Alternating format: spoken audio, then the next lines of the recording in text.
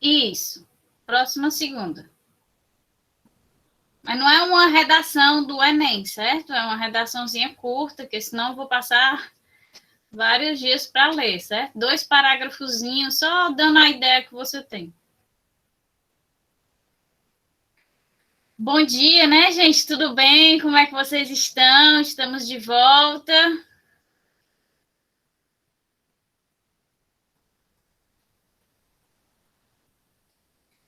Gente, antes da gente iniciar a aula de hoje, eu queria conversar uma coisa com vocês, certo? Eu acho importante dizer para vocês que essa aula que eu vou dar para vocês, eu não tenho domínio algum, certo? Eu, na verdade, eu nunca nem tive contato, eu não vi essa disciplina nem a nível de graduação, que eu não sou da área da saúde, eu sou das ciências, então eu não vi nem na graduação, nem pós, nada. Então, realmente é algo grego para mim. Então, eu estou tentando para ajudar vocês a finalizarem o semestre, mas não esperem de mim a socióloga, porque realmente eu não sou, não é algo que eu tenho domínio e também nem é assim algo do meu cotidiano de interesse. Então eu realmente não sei nada. Então eu estou começando do zero da mesma forma que vocês. Então só para explicar, porque eu realmente não domino mesmo esse conteúdo, certo? Então a gente me colocaram para que vocês consigam concluir o semestre, mas não é algo que eu tenho domínio. Então a gente vai começar hoje, e aí qualquer dúvida vocês falam comigo, aí a gente pesquisa, eu faço alguma coisa que tente ajudar a melhorar a compreensão, certo? Então, vamos lá, a gente vai começar hoje, né, reiniciando as aulas com vocês, e a gente vai voltar lá pela mesma base de conteúdo que o outro professor deixou. Então, hoje a gente vai ver aí as classes sociais, né, as desigualdades que estão associadas às classes sociais. Então, vou começar a apresentar a tela, já estou gravando, e aí depois eu envio o link quando eu fizer o upload lá no YouTube.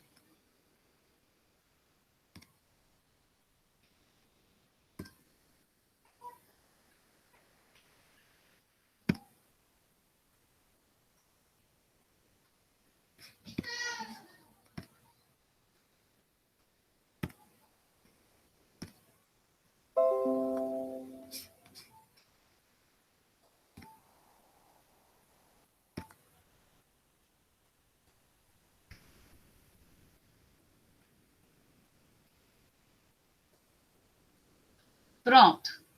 Então, aí a gente vai iniciar com as classes sociais. O que seriam as classes sociais, né? A estruturação social, ou seja, a divisão dos indivíduos dentro da sociedade. Então, os estudos sobre classes sociais, eles vão aí trazer à luz o desenvolvimento do tema relacionado às desigualdades econômicas. Então, a gente vai poder relacionar diretamente a estruturação das classes sociais com a ocorrência das desigualdades econômicas. Então, a gente consegue deduzir que as desigualdades sociais, elas vão ser produtos da condição de acesso desproporcional aos recursos, aos materiais, que vão aí ser fruto das divisões sociais. Então, uma coisa está atrelada à outra. Mas não é cientificamente eficiente a gente analisar a desigualdade social que existe no geral apenas a partir daí da estruturação das classes sociais. É interessante que a gente analise o fundamento das desigualdades sociais com base em várias variáveis, né? Como a classe, como raça, etnia, sexo, gênero, certo? E não apenas com base nas classes sociais. Mas como a gente está aí entrando nesse assunto de classes sociais, então a gente consegue ver essa associação das desigualdades com a estruturação das classes sociais.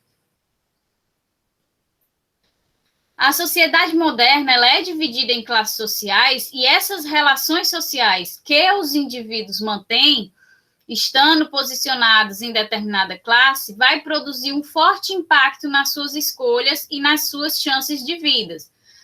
De acordo aí com a sociologia, a gente tem duas principais vertentes aí nessa descrição das classes sociais. A gente tem a vertente do Karl Marx, certo? Que ele vai definir a estruturação das classes sociais como base do trabalho, né? Da exploração do trabalho, da classe trabalhadora, que a gente vai ver uma divisão básica em 3 classes que ele coloca do proletariado, né, que são os trabalhadores base, dos capitalistas, que seria, por exemplo, a classe média, e aí dos donos e proprietários de terras, que seriam aí os mais ricos. Então, ele faz essa divisão com base no trabalho, enquanto Max Weber também tem uma teoria, uma definição para a estruturação das classes sociais, ele faz essa divisão com base no poder, na aquisição do poder de cada nível, de cada classe social. Então, ele acha que a divisão da classe social, das classes sociais, está associada aí à vontade de cada nível de obter poder e às oportunidades que cada nível aí vão fornecer para os seus indivíduos de obter esse poder. Ele relaciona mais aí ao status, né? Classes sociais associadas ao status social. Então, o Karl Marx, ele apresentou a sua definição de classes sociais a primeira vez através do livro Capital. No último capítulo, ele dá essa introduzida, ele não finaliza completamente a sua definição de classes sociais, mas ele deu essa introduzida, justamente relacionando aí a estruturação das classes sociais com o trabalho. Então, os proprietários de simples força de trabalho, os proprietários de capital e os proprietários de terras, cujas respectivas fontes de renda são o salário, o lucro e a renda da terra, quer dizer, os operários assalariados, os capitalistas e os proprietários de terras, formam as 3 grandes classes da sociedade moderna, baseada no regime capitalista de produção. Ou seja, a divisão das classes sociais está diretamente associada à divisão de trabalho. Quem faz o trabalho braçal, né, que é o grande responsável pelo lucro, é aí a classe proletariada, né, são os operários assalariados. Quem é que faz o manejamento, né, o management desse trabalho, né, que vai obter aí o lucro, fazendo as operações de venda e de compra e obtendo lucro para o proprietário superior? São aí os capitalistas, que são os proprietários do capital, que é como se fosse a classe média hoje, certo? E, por fim, a última divisão, que é referente aos mais ricos, né? A gente vai ter aí os proprietários de terras que não fazem nada, né? Eles apenas são os donos do negócio ou da terra. Então, a base do trabalho vem toda aí dos operários assalariados, bem como dos capitalistas que vão fazer aí o gerenciamento dessa produtividade.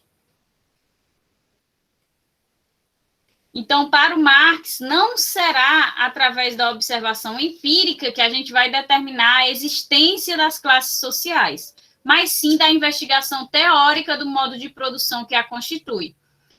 Para o Karl Marx, diferenciação em classes sociais é diferente de diferenciação das classes sociais por renda, né? Ele não diferencia que a classe média é a que ganha de tanto a tanto, a classe rica é a que ganha acima de tanto, a classe pobre é a que ganha até tanto. Ele não faz essa comparação da estruturação das classes sociais com o dinheiro, né, com a renda financeira. Ele faz a estruturação das classes com base no trabalho, né, na mão de obra, na produtividade do trabalho que cada classe vai gerar. Então, a questão que imediatamente se coloca é: o que é uma classe social, então? E a resposta a essa pergunta vai decorrer do quê?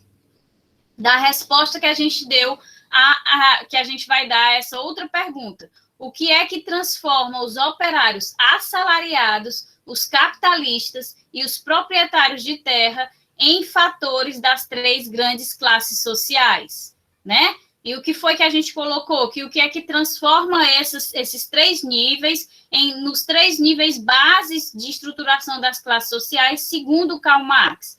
é a base, né, do trabalho. Então, o que é uma classe social? Para Karl Marx, a classe social é a divisão do trabalho, é a divisão da produtividade que cada classe vai conseguir aí fornecer para a sociedade. Então, essa é a resposta dessa questão, a divisão segundo o trabalho, segundo a produtividade que cada um fornece. E qual é a teoria que é imposta pelo Max Weber, né? Que a gente viu que tem a relação aí com poder. Então, ele vai determinar essa estruturação das classes sociais na obra Ensaios de Sociologia, certo? Lá o caso do Karl Marx era no O Capital, que ele deu início à estruturação das classes sociais. O Max Weber faz isso no livro Ensaios de Sociologia. Ele descreve as classes sociais como a busca do homem pelo poder e a vontade própria de realizar uma ação, mesmo essa sendo contrária à vontade de outros homens.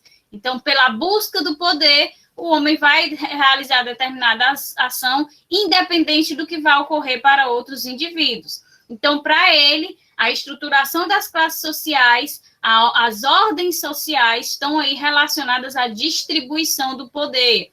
Cada nível que possuir mais poder vai ser o nível superior dessa divisão das classes sociais. Automaticamente, a gente pode fazer a correlação, como eu já mencionei a vocês, entre status e poder, né? Aquele que detiver o maior poder, ele tem um status considerado socialmente superior, né? E aí é diferente de dinheiro, não está relacionado à obtenção de dinheiro.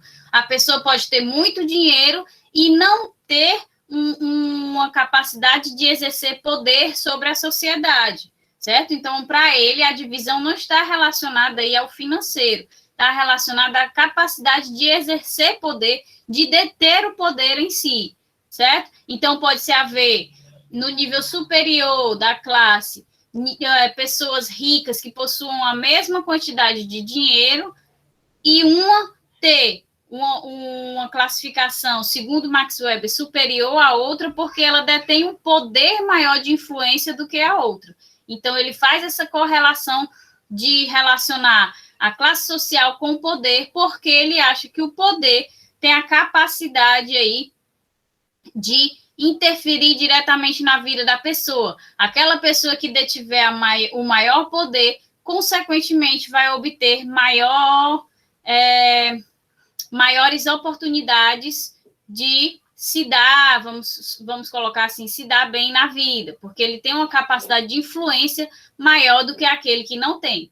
Então, a classe é quando certo número de pessoas tem em comum um componente causal específico em suas oportunidades de vida, representado exclusivamente pelos interesses econômicos da posse de bens, oportunidades de renda, condições de mercado de produtos ou de trabalho, ou seja, são diversas oportunidades de vida que o poder consegue conferir a essas pessoas que estão aí formando essa classe social, esse nível dessa classe social.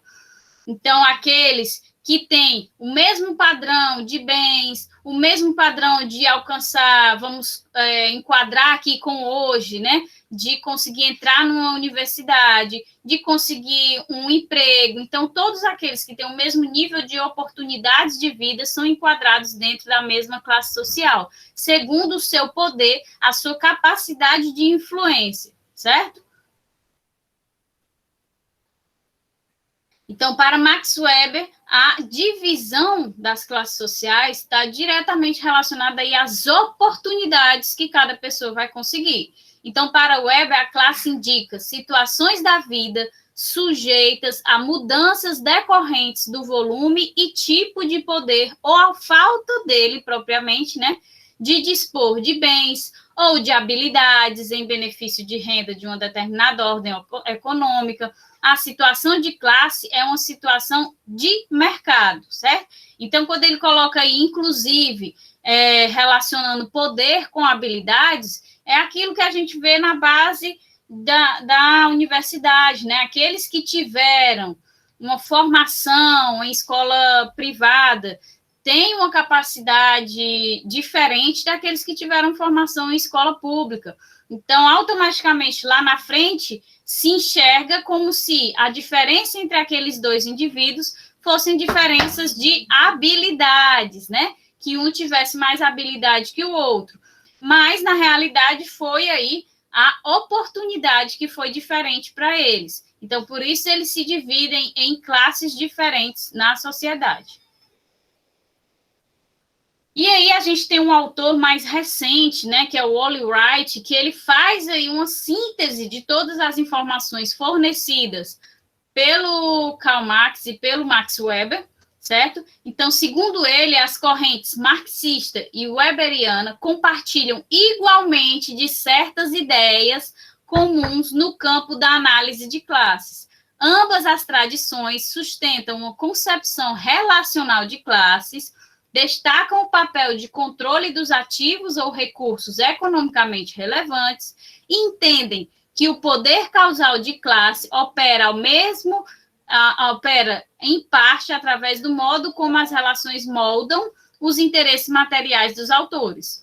Então, apesar de um relacionar a estruturação das classes sociais com o trabalho e o outro relacionar a estruturação das classes sociais com a capacidade de deter poder, né, as oportunidades, ambos vão culminar na mesma síntese, né? Quem possui o maior poder vai possuir uma quantidade maior de bens, vai possuir uma quantidade maior de oportunidades, certo? Da mesma forma que aquele para o Karl Marx que detém a posição maior aí na estruturação do trabalho, o dono da terra vai ter uma quantidade maior de bens, oportunidades maiores de trabalho, certo? Então, apesar de serem bases diferentes, eles vão sustentar uma concepção relacional de ideias comuns, ok? Entretanto, o enfoque weberiano se assenta em um nexo causal entre a condição de classe e as chances de vida, que opera essencialmente através das trocas de mercado. Então, ele coloca que, segundo Max Weber, a estruturação das classes sociais ela é bem mais que a gente pode identificar uma realidade maior, segundo Weber, né? Porque realmente as oportunidades de vida elas vão ser diferentes e determinantes entre os níveis das classes sociais.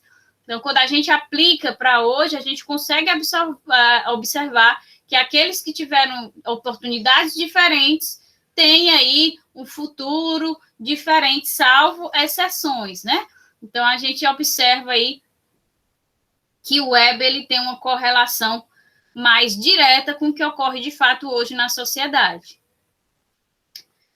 Segundo já as estratégias marxistas, né, de elaboração do conceito de classe em termos de exploração e dominação, se manifestam na articulação entre as esferas da produção e da troca, ao se considerar os poderes e direitos sobre os recursos produtivos que estruturam as relações de classe. Então, segundo Marx, apesar de ter aí a semelhança da divisão daquele que detém mais condições de trabalho, ter o nível da classe social maior, toda essa estratégia marxista, esse conceito marxista se baseia em dois conceitos básicos, certo? Que é o da opressão econômica e o da exploração, que vão se ligar diretamente aí à base da teoria marxista, que é a base do trabalhista, né, do trabalho. Então, a opressão econômica, ela vai mostrar que a divisão das classes vai depender de um oprimido e de um opressor nessa relação de trabalho, da mesma forma que vai depender da exploração sempre de uma classe inferior, né, para que a gente obtenha essa divisão de classes sociais segundo o trabalho. Então, o nível superior da classe social sempre vai ter aí que explorar o nível inferior para obter as suas melhorias. Então, o que seria a opressão, né, econômica? Então, para o Karl Marx, a opressão econômica ela se dá quando o bem-estar da classe que oprime é decorrente da privação material de quem é oprimido, sendo o último excluído do acesso aos recursos produtivos. Então, é o que a gente acabou de falar, né? A opressão econômica para a divisão aí de classe é que vai colocar aquela classe superior, ela oprime, e a classe inferior é a classe oprimida, é a classe que vai fazer todo o trabalho braçal, vai ser oprimida constantemente, vai ter removido do seu acesso bens materiais e outras oportunidades. Por quê? Porque o nível superior sempre, para obter os seus lucros e a sua posição, ele sempre vai oprimir o nível inferior. Enquanto que a exploração ocorre quando há transferência de excedente de uma classe para outra, ou seja, o bem-estar de quem explora depende da sua capacidade de apropriar-se do trabalho de quem é explorado. Assim, quem explora não tem interesse objetivo na privação de quem é explorado, havendo, neste caso, um importante interesse no trabalho e no empenho do explorado. Então, tem duas vertentes aí para a divisão das classes sociais que ele enxerga segundo Karl Marx, né? Que o Wally Wright enxerga segundo Karl Marx. Primeiro é o fato da opressão, né? Segundo a classe superior, que oprime a classe inferior. E a segunda vertente que ele enxerga é a exploração. E qual é a diferença da exploração para a opressão econômica? Na opressão econômica, no fato de oprimir, você acaba por privar a classe inferior de algum bem, de algum material. E no caso da exploração, não é interesse da classe superior privar esta classe inferior de alguma coisa, porque ela vai depender diretamente da exploração do trabalho daquela classe.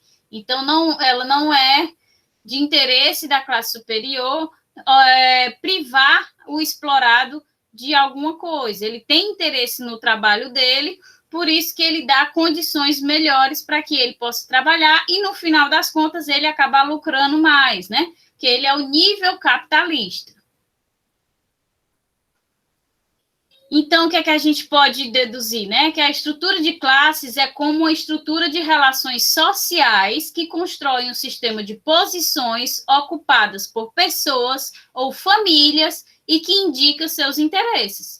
Interessante notar que as posições ou lugares da estrutura de classe existem independentemente das pessoas que as ocupam.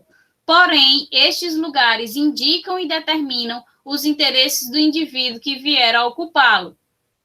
Então, a estruturação em classes sociais, nos níveis de classes sociais, ela vai existir independente de qualquer coisa.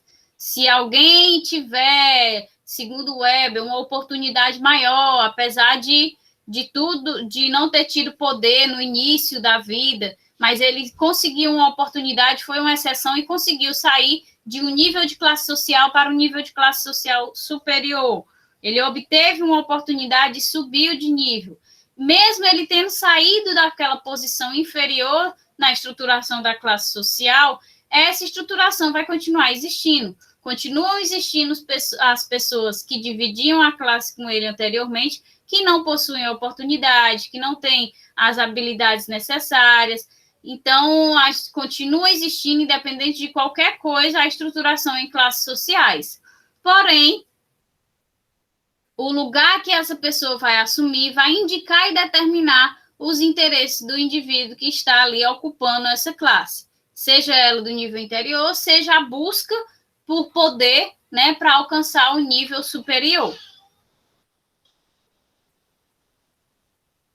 Então, a estrutura de classes corresponde a um tipo particular de uma rede complexa de relações sociais que determina o acesso aos recursos produtivos básicos e molda os interesses materiais. Ela pode ser representada adequadamente como uma matriz multidimensional de localizações determinadas pela distribuição dos ativos geradores de exploração. Essa estrutura de relações sociais gera uma matriz de interesses baseada na exploração, aí relacionando com a estruturação do Karl Marx, né?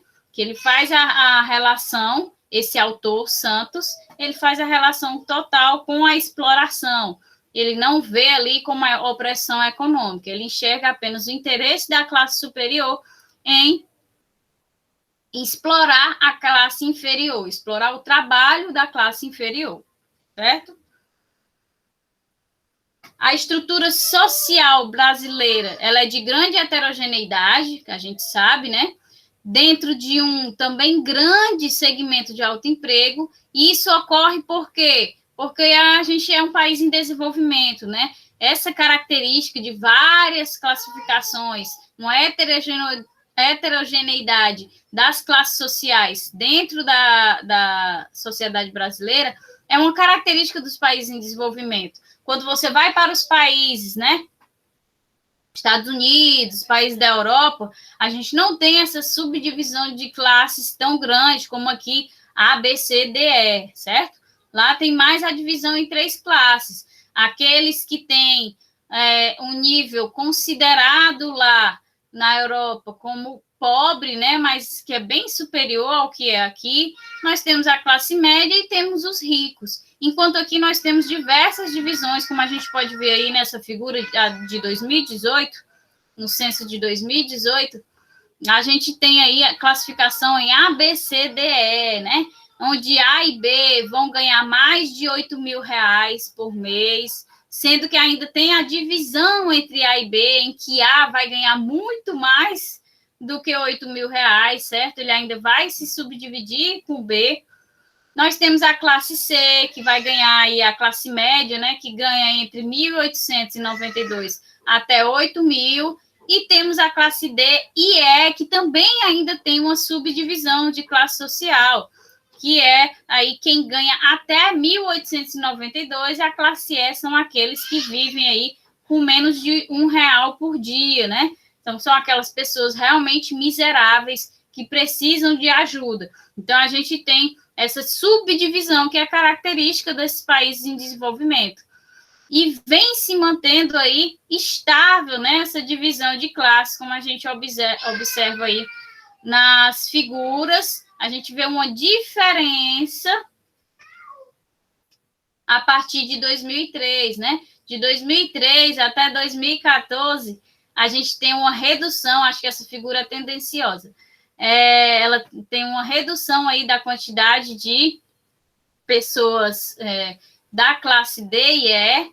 Depois a gente tem um aumento de quem se insere aí na classe média, e mais a gente também tem um aumento aí das pessoas que se inserem entre os mais ricos. Então, isso vem se mantendo de 2014 para cá, essa divisão ela vem se mantendo estável. A gente vê que a quantidade de pessoas que vivem em condições de pobreza e miséria ainda é muito grande, né? 63 milhões de pessoas ainda vivem nessas condições. Então, ainda há muito que se trabalhar para tentar reduzir essa distribuição das classes sociais, acabar com a opressão, né, das classes inferiores, acabar com a exploração demais das classes inferiores, tentar igualar um pouco mais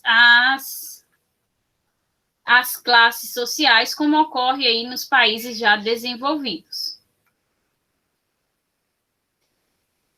E aí, para concluir, para a gente conseguir visualizar melhor essa estratificação entre as classes sociais, esse autor recente, o Wright, que faz essa análise da estruturação de classes sociais, tanto pelo Karl Marx como pelo Max Weber, ele também relaciona a estruturação das classes sociais com o gênero. Então, para ele, tanto o feminismo como o marxismo são teorias emancipatórias, pois elas identificam e buscam entender as específicas formas de opressão que existem no mundo. Então, no caso do feminismo, né, a opressão das mulheres, e no caso do marxismo, a opressão dos trabalhadores. Então, o fato é que ambas as teorias acreditam que essas formas de opressão precisam ser eliminadas. E ainda, ambas as teorias veem o ativo esforço dos grupos oprimidos no núcleo de suas respectivas teorias como uma parte essencial do processo através do qual a opressão é transformada. Ou seja, ele enxerga que tanto para o feminismo quanto para a divisão de classes, a gente tem sempre aí uma opressão. No caso do feminismo, são as mulheres que são oprimidas. Então, o primeiro antagonismo de classe que aparece na história vai coincidir com o desenvolvimento do antagonismo entre homem e mulher no casamento monogâmico e a primeira opressão de classe com o sexo feminino pelo sexo masculino.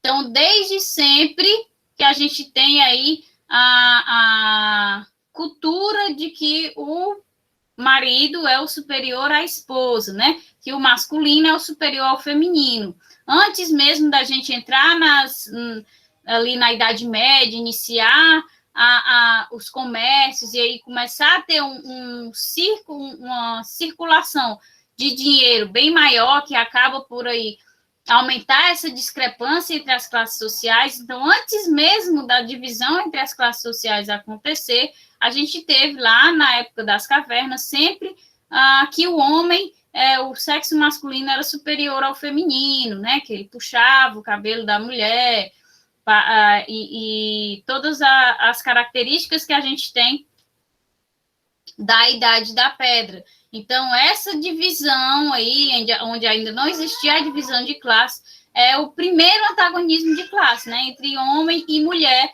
que foi se perpetuando tanto para essa relação, como também para as relações de trabalho, para as relações de poder. Então, essas relações de gênero, elas vão desempenhar aí um papel crucial no trabalho doméstico e no serviço de cuidado com as crianças.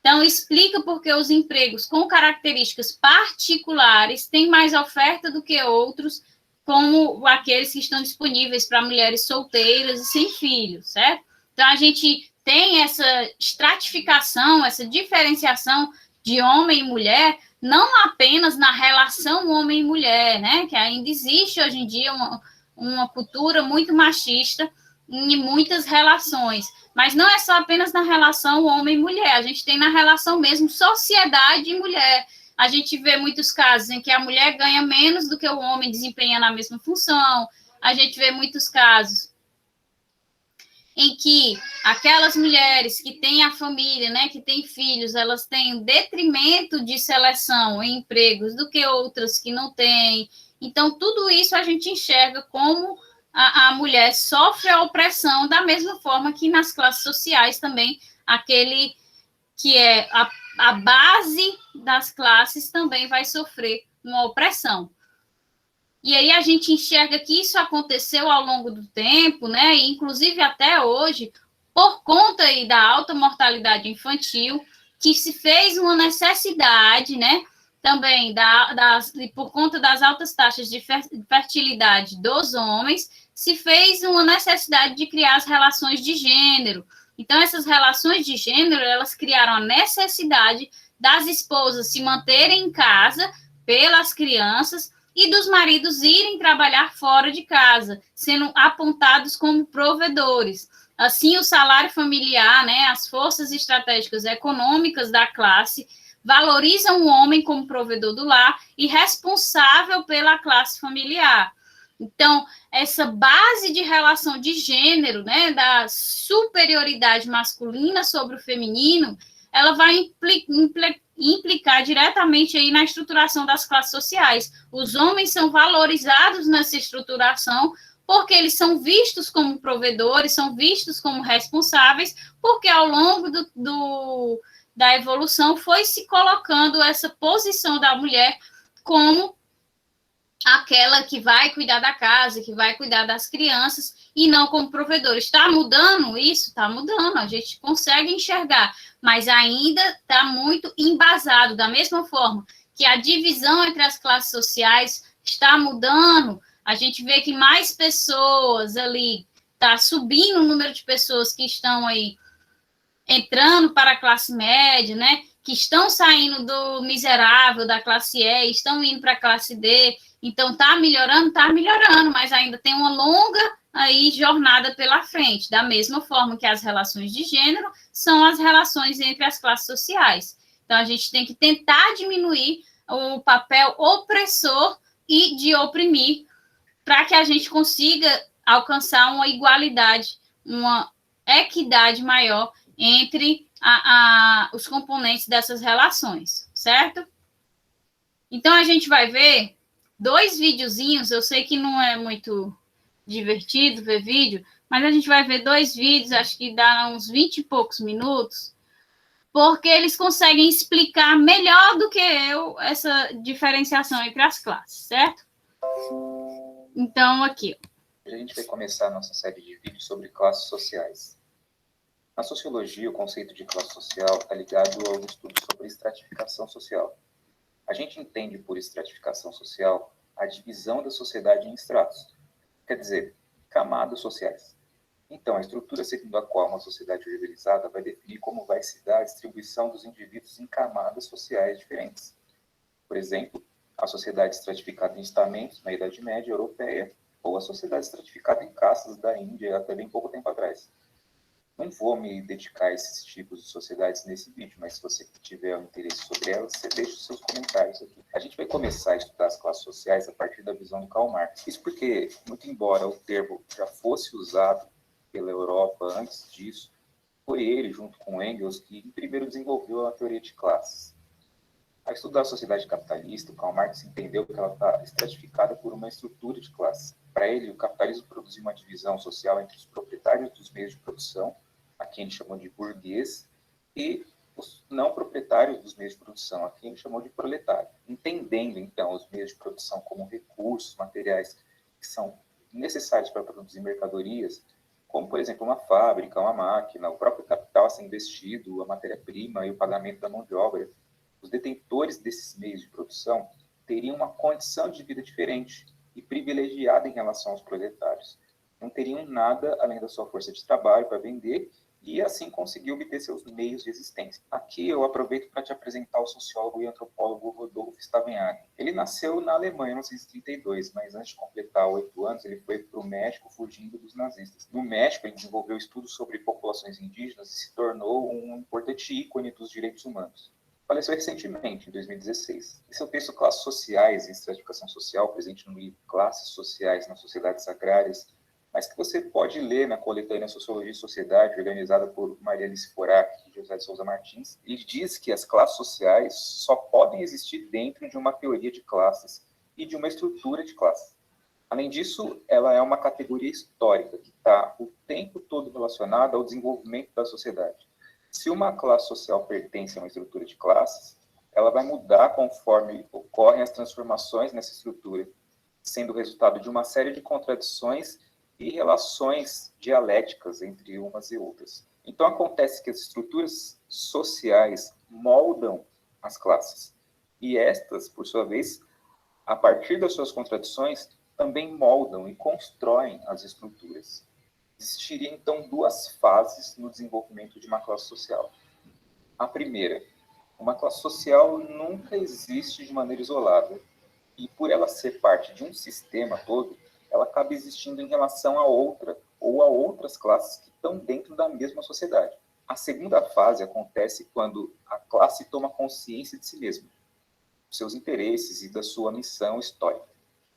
Nos termos de Marx, na primeira fase, a classe existe em si, e na segunda fase, a partir da tomada da consciência de classe, ela existe para si e torna-se classe de verdade, classe raiz, que se organiza como grupo político capaz de intervir em lutas sociais e conflitos socioeconômicos que existirem por aí. Agora, como se dá essa passagem da classe em si para a classe para si, dependeria de uma série de fatores históricos concretos. Não dá para você traçar um caminho único para todas as sociedades, porque as condições sociais de existência determinam a consciência das pessoas. Isso está lá no materialismo histórico do Marx. Eu já discuti essa ideia em um vídeo sobre o mesmo tema. Se você quiser ver, dá uma clicada aqui no card aqui em cima e você pode dar uma olhada em mais detalhes. E se você quiser saber mais sobre o Rodolph Stavenhagen, dá uma olhada nos links que estão na descrição.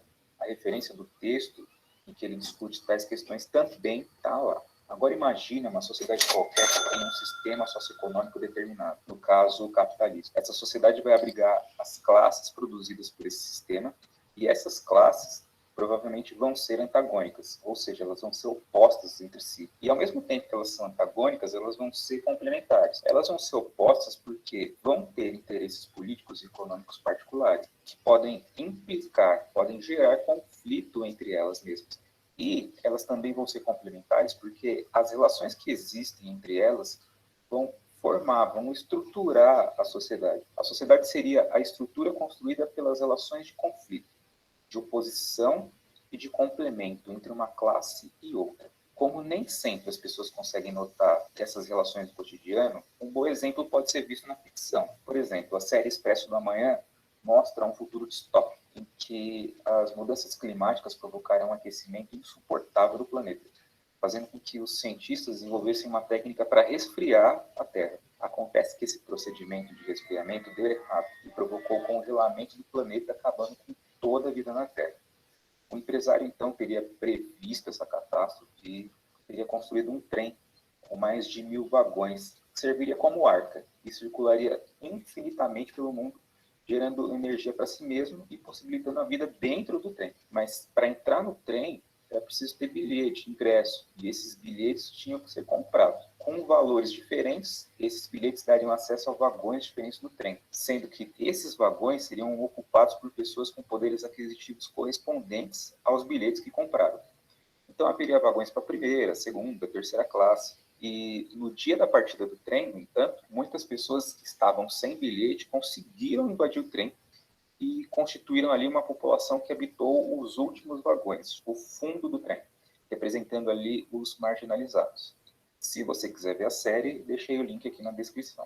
Uma boa pergunta a ser feita nesse caso é a seguinte: por que não abrigar somente os ricos do trem, em vez de dar bilhetes também para a segunda e terceira classe? Porque assim seria mais lucrativo para o dono dessa arca. Só que, se existir somente uma primeira classe, não existe classe nenhuma. Todo mundo seria igual e não teria privilégio. Todo mundo teria que trabalhar para que houvesse alimento disponível, limpeza, organização. Só que se houver uma terceira classe dentro do trem, ela pode ser responsável pelo trabalho, pela produção que pode garantir os privilégios da primeira e da segunda classe. A existência de classes sociais diferentes numa sociedade faz com que o trabalho seja dividido entre elas, mantendo uma ordem social em que os trabalhos indesejados podem ser facilmente oferecidos para quem estiver numa classe inferior e que, portanto, dependa disso. As classes inferiores dependeriam das classes mais altas para terem o trabalho, e as classes altas dependeriam das classes baixas para manter a sua condição de vida privilegiada. Esse é um exemplo que o Rodolfo Stavenhagen quis dizer, analisando o conceito marxista, ao afirmar que, como as classes, a partir das relações que criam entre si, estruturam a sociedade, as lutas de classes acabam expressando as contradições internas dentro desse sistema socioeconômico. Assim, acontece que a posição de uma pessoa na sociedade, a inserção dela em uma determinada classe, estaria relacionada diretamente à situação na qual ela se encontra em relação aos meios de produção. E quando essas pessoas de uma determinada classe social conseguem perceber que estão na mesma condição, ou seja, quando elas tomam consciência de classe, a classe social deixa de ser um agrupamento meramente ocasional que limita ou privilegia indivíduo e passa a ser uma comunidade em potencial que pode interferir diretamente nas condições socioeconômicas que são dadas pela estrutura social, nas questões do governo, nas questões do Estado. O nosso próximo vídeo vai ser sobre a visão weberiana de classe social. Então você fica atento, porque na próxima semana ele vai estar no ar. Você se inscreve e clica no sininho para receber a notificação de vídeos novos. Então, quando sair vídeo novo, você vai ser o primeiro a saber. Por enquanto, se você acha que esse vídeo pode ajudar... Pronto, aí vamos ver agora a visão segundo o web. Quando terminar, aí a gente dá uma discutida do que vocês conseguiram compreender, certo?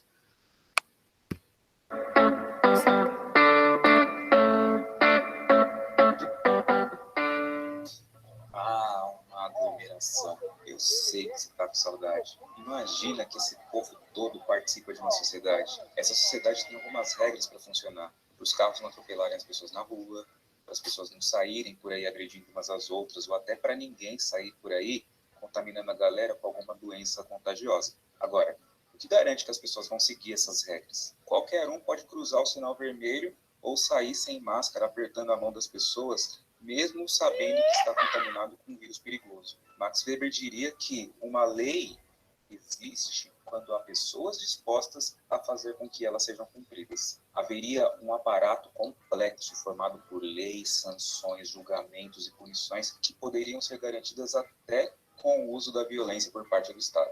A esse complexo, Weber chamou de ordem jurídica e afirmou que essa ordem pode influenciar a maneira como o poder é distribuído na sociedade. Pois bem, mas a vida social não tem a ver somente com o cumprimento de regras. As pessoas possuem vontades, desejos. Elas também querem ser reconhecidas, possuir algum prestígio que faça com que elas se sintam diferentes, especiais. Isso pode fazer com que essas pessoas busquem poder e, através dele, alcancem suas vontades. Mas será que as pessoas buscam poder para conseguir mais dinheiro? Max Weber achava que as pessoas que anseiam pelo poder podem buscá-lo somente para se sentirem distintas, e não necessariamente por questões financeiras. Weber dizia que o poder econômico não é a mesma coisa que o poder em si, e que as razões meramente econômicas não são sempre a causa pela busca pelo poder. Existe uma ordem econômica, mas as pessoas nem sempre usam o poder para aumentarem os dígitos da conta bancária. O dinheiro não é um fim em si mesmo em todas as situações, mas o contrário é verdade. As pessoas podem buscar crescimento financeiro para, a partir dele, obter poder e prestígio. A essa dimensão que se refere à distribuição de honras e prestígios na sociedade, o Weber chamou de ordem social. Então, a ordem jurídica, a ordem social e a ordem econômica estão em constante relação numa sociedade. Elas influenciam umas às outras e a maneira como o poder vai ser distribuído na sociedade vai criar formas diferentes de estratificação, como classes, estamentos e partidos. Na dimensão da ordem econômica estariam as classes. Classes seriam grupos de pessoas que estariam numa mesma situação de classe, quer dizer, pessoas que possuem as mesmas oportunidades de renda, de posse de bens e condições de participar do mercado de produtos e de trabalho, de modo que suas oportunidades de vida sejam produzidas por essas condições semelhantes. Pessoas com níveis de renda diferentes teriam oportunidades diferentes na sociedade. Do mesmo jeito, o tipo de trabalho que uma pessoa poderá acessar no mercado também dependerá das suas condições de renda, do quanto ela pode investir para chegar lá, e vai influenciar nas oportunidades que são criadas posteriormente na sua vida. Trabalhos diferentes geram níveis de rendas diferentes e oportunidades diferentes. Existem várias situações de classe, e, portanto, as pessoas possuem oportunidades de vida diferentes numa sociedade. Mas isso não faz com que uma classe seja automaticamente uma comunidade que age coletivamente. As pessoas não vão se sentir identificadas umas com as outras só porque estão na mesma situação de classe. Se não, em vez de brigas por assentos, quantas revoluções já não teriam sido iniciadas num ônibus ou trem no horário de pico? A ação em comunidade só vai acontecer quando os seus membros se organizarem racionalmente, tendo conhecimento das condições que geram as situações de classe diferentes, ou seja, a distribuição da propriedade existente e a estrutura da ordem econômica concreta. Sem esse conhecimento, as pessoas vão entender que a sua posição na sociedade é um dado absoluto, imutável. Daí você tanto ouvir a expressão, a vida é assim mesmo. A ignorância pode levar à resignação. Agora, quando uma classe usa a racionalidade para promover ações em conjunto para objetivos comuns, ela pode agir de maneira poderosa, mobilizando outras classes e instituições para si. A ordem jurídica pode manter a ordem econômica, que, por sua vez, contribui para manter a ordem social. Mas o poder de uma classe para manter a ordem social não depende somente da propriedade. Weber afirma que as situações de status são grandes aliadas nessas práticas. Diferente da situação de classe, uma situação de status seria definida pelo reconhecimento que uma pessoa teria em determinado grupo ou sociedade. Traduzindo status como estamento, é o que Weber chama de honraria ou de honra estamental. Na prática, não basta ser rico para se estabelecer socialmente, é preciso ser aceito. A aceitação de uma pessoa pode gerar privilégios a ela. Imagina que você ganhou um prêmio absurdo que te tornou bilionário de uma hora para outra, e que a partir de então você vai ter dinheiro para frequentar os círculos sociais das elites. Você vai poder ir a festas de ricos, conhecer celebridades, ter carros importados e tudo mais. Mas você antes era pobre, e os seus novos amigos ricos não te reconhecem como um igual, porque você chegou agora, enquanto eles já herdam gerações de prestígio. Esse prestígio de gerações gera uma situação de status que, por sua vez, cria um estamento, um grupo fechado de pessoas que se reconhecem como iguais em prestígio social, igualmente privilegiadas, seja no privilégio ou na falta desse privilégio. Privilégio esse que, embora envolva uma situação de classe, nem sempre vai ser assim. No conteúdo, a honra estamental é expressa normalmente pelo fato de que, acima de tudo, um estilo de vida específico pode ser esperado de todos os que desejam pertencer ao círculo. Ligadas a essa expectativa, existem as restrições ao relacionamento social, isto é, ao relacionamento que não se prenda a objetivos econômicos ou quaisquer outros objetivos funcionais da empresa. Essas restrições podem limitar os casamentos normais ao círculo de status e podem levar a um completo fechamento endogâmico. Por isso, muita gente vai usar a moda como forma de mostrar que participa de determinados círculos sociais. Essas pessoas podem entender que exibiram distinção de status conforme a maneira como se vestem, porque tal maneira seria um símbolo de como um agrupamento estamental faria, diferente dos outros estamentos menos privilegiados. É a ostentação. Pensa nas perucas dos nobres medievais. Os estamentos usam símbolos de distinção. Sabe, quando a pessoa quer expressar superioridade, dizendo, você tem inveja disso aqui. Então, diferente do Karl Marx, que vai definir a classe social como produto e, ao mesmo tempo, produtora da estrutura social, Max Weber indica que a sociedade estaria subdividida em dimensões diferentes. Por exemplo, a ordem econômica seria representada pelas classes, a ordem social seria representada pelo status e a ordem política seria representada pelo partido. Assim, dentro de uma sociedade poderia existir várias estratificações diferentes. A distribuição de poder econômico formaria classes sociais. A distribuição das honras e privilégios formaria estamentos. A estratificação política seria definida pela distribuição de poder entre os indivíduos. E lembra da aglomeração? Ela pode ser nada mais, nada menos que um monte de gente junta tentando se distinguir uma da outra. Gostou? Deixa o joinha aqui para o vídeo ser recomendado para mais pessoas. Não se esquece de se inscrever e ative o sininho para saber quando haverá vídeos novos por aqui. Obrigado pela... Pronto, aí a gente consegue ver, ter uma visão bem mais ampla, né? Ele compreende, ele consegue dar uma visão bem mais ampla do que é. Vocês conseguiram ter uma ideia do que é?